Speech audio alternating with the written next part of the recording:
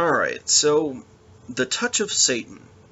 This is another bottom 100 movie in the IMDb that is, I think its placement is primarily a credit to its featuring on Mystery Science Theater 3000, as with a number of these movies, probably a good third or more.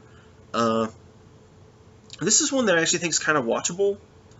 Um, you can actually sit through this. It's on Netflix as well. The MST3K of A Touch of Satan is on Netflix.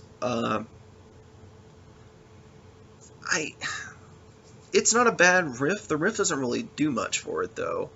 Um, it's not very fun. It's not a fun bad movie watch, I guess is the best way to describe it. It starts off with this I guess young adult. I think he's a teenager. Is hitchhiking out to somewhere, California, I think, for fame and glory or whatever, and stops off at this farmhouse of a family and their young daughter, and that's sort of set up for whatever.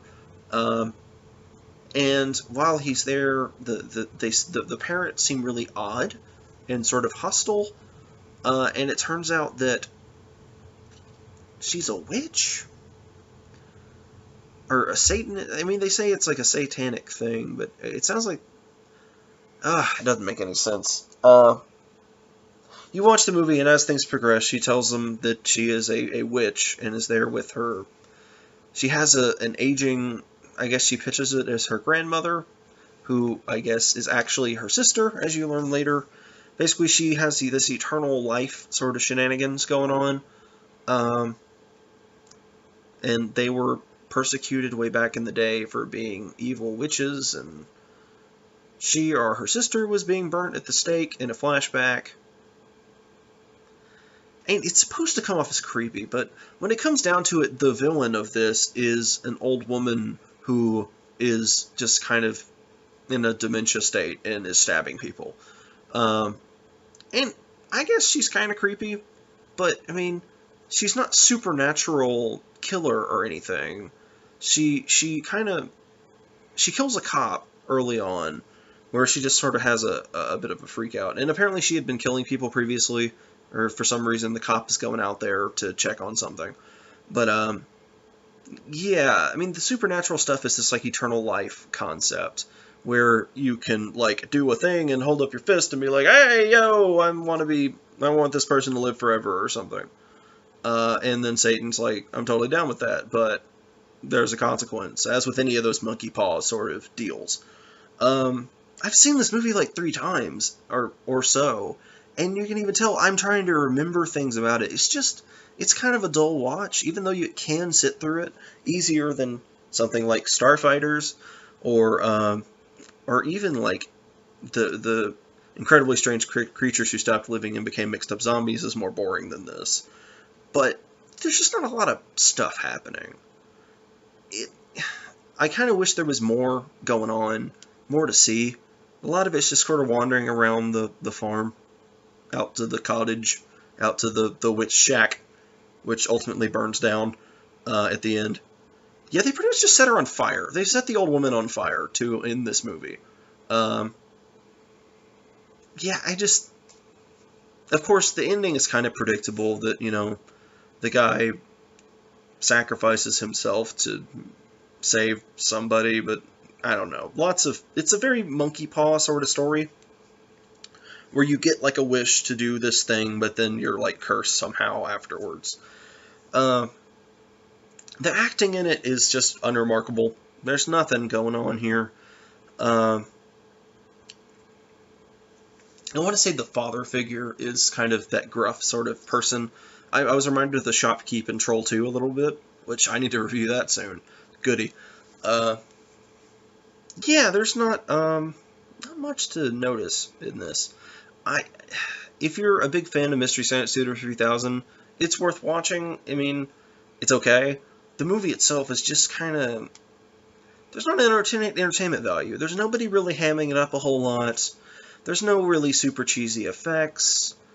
There's not... The plot isn't that outlandish. It's just sort of a patchwork of tropey sort of stuff.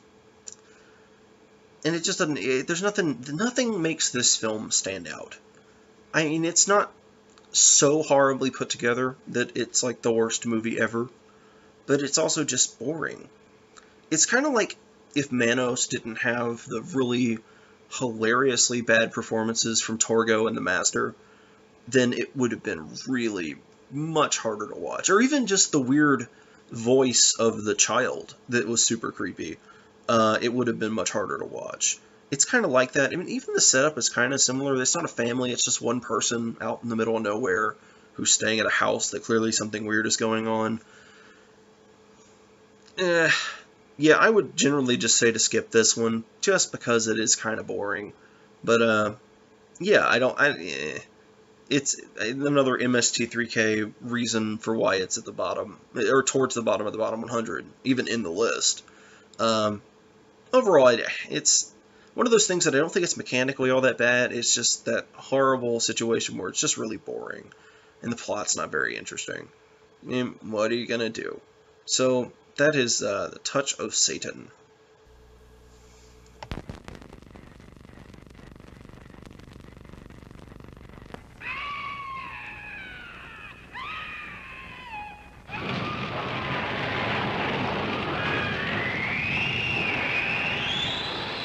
What would you give to live forever? For Melissa, it started here. What is it, child? They're coming for me. Burn the witch! Burn the witch! Then, because of the touch of Satan, it started again here. It could have been a love story, but the touch of Satan turned it into a nightmare. There'll be no talk. We'll have the witch. Over my dead body? So be it. Just what kind of witchcraft do you do, huh? Oh, I bewitch the birds into singing and the sun into coming out.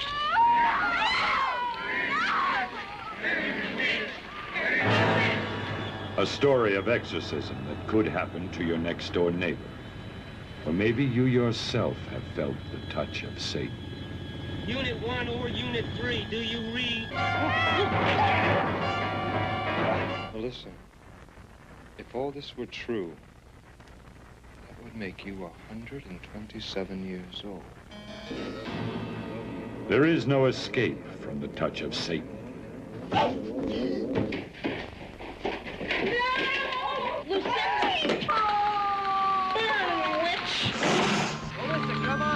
Ask yourself, what would you give to live forever?